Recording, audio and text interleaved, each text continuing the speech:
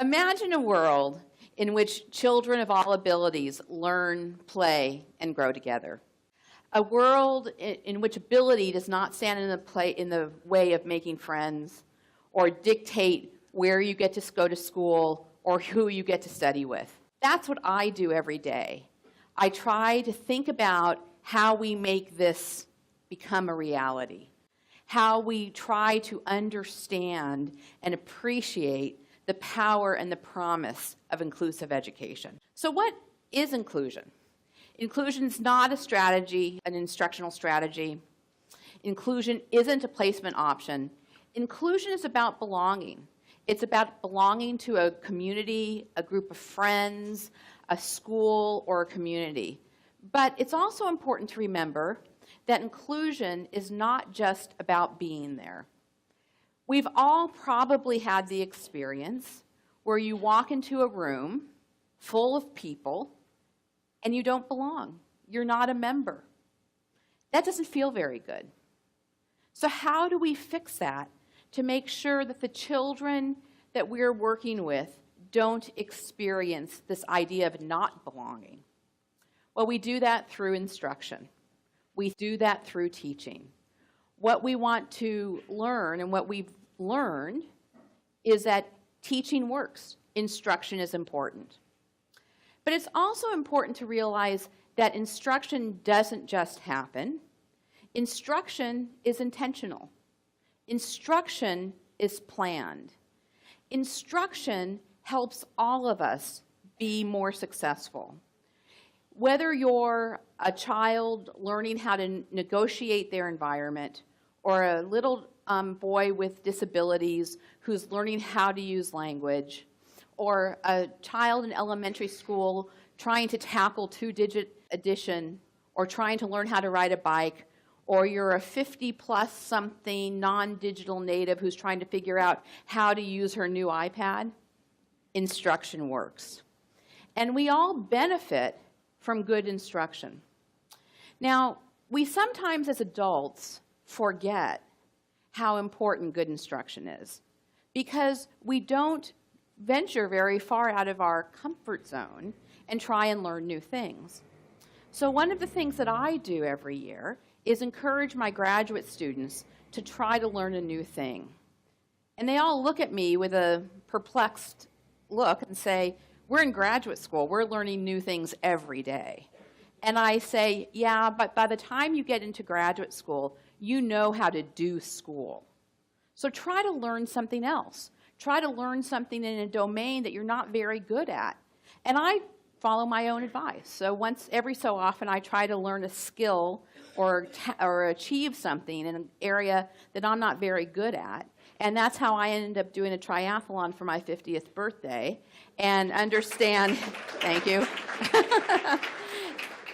and understand the importance of instruction. Now, when we think about instruction, it's important that we think about the goal, what instruction does to both the learner and the teacher.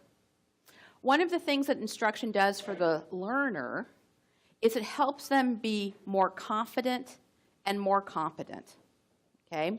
When we have good instruction, the learner, the children, become better at what you're teaching them how to do.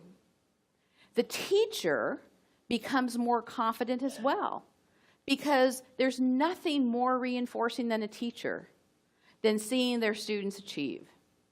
And really, there's no way to make a child feel better about him or herself than to help them be successful in their learning. If you want to teach someone, you want to increase someone's self-esteem, teach them how to read.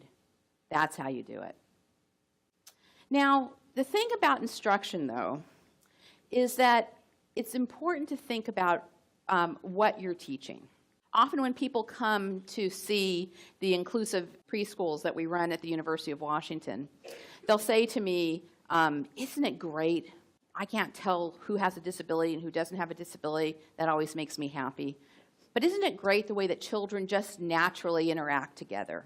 And you know, we have about 50 years of data that tell us that if you have children with and without disabilities and you don't do anything special, what you'll have is you'll have children with and without disabilities in a room together not interacting.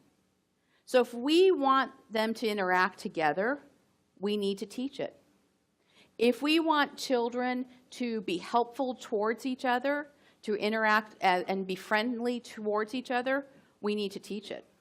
If we want children to care about other people in their classroom, we need to teach it. And that teaching is intentional.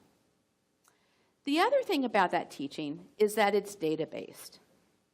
What I mean by that is that good instruction yields good outcomes. In fact, we like to think about it as saying that student failure is instructional failure.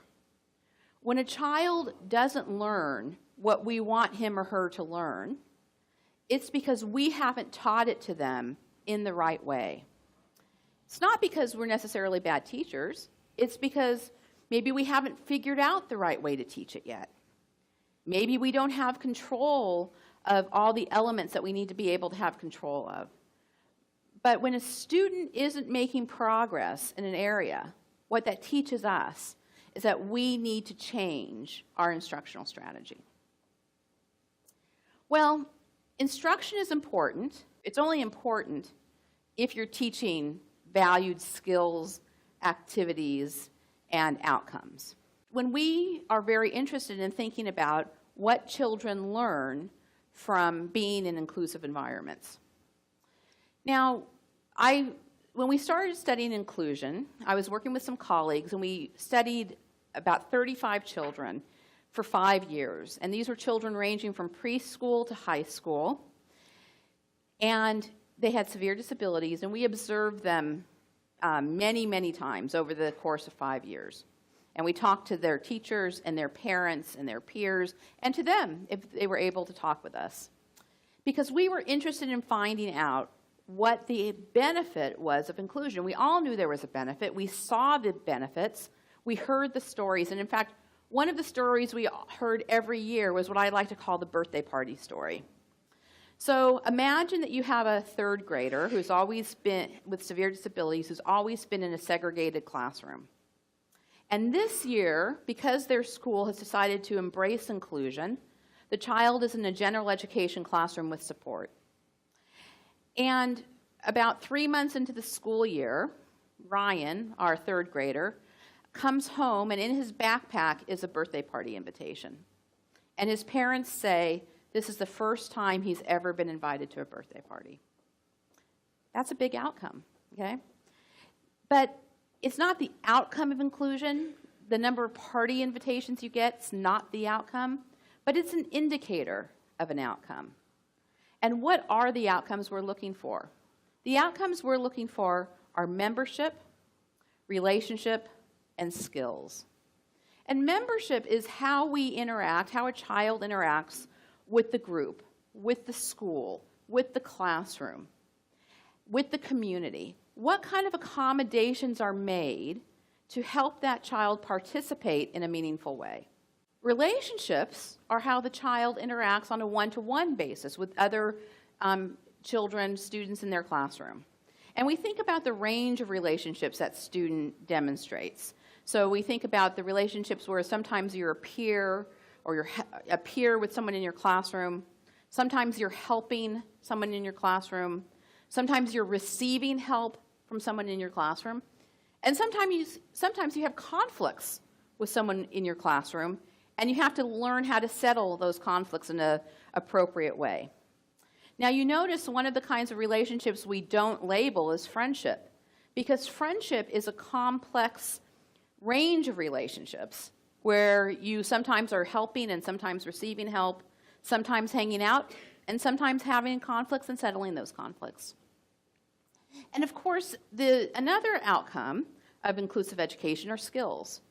We don't want to ever not give enough credit to how important it is to learn skills, but skills by themselves don't help us accomplish great things.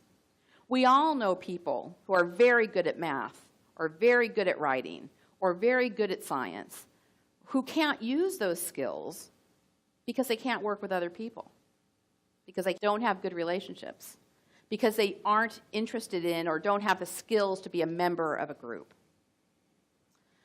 So these things together are what we call inclusive education. So we've talked about what inclusion is. We've talked about how to promote inclusion. But now the question is, why do we care? Why do we care about inclusion? And I like to sum it up this way. Inclusion is the celebration of diversity put into action. If we care about diversity, then we have to do something to make this diversity come true. Just like we have 50 years of data about children with and without disabilities that playing together, that if you put them in a room and you don't do anything special, you have children with disabilities and without disabilities in a room not playing together. But we know that if we use our smart instructional practices to facilitate interaction, everyone benefits. And that's the power and the promise of inclusion. Making sure that everyone is supported, everyone is challenged, and everyone benefits in this great inclusive world that we have. Thank you.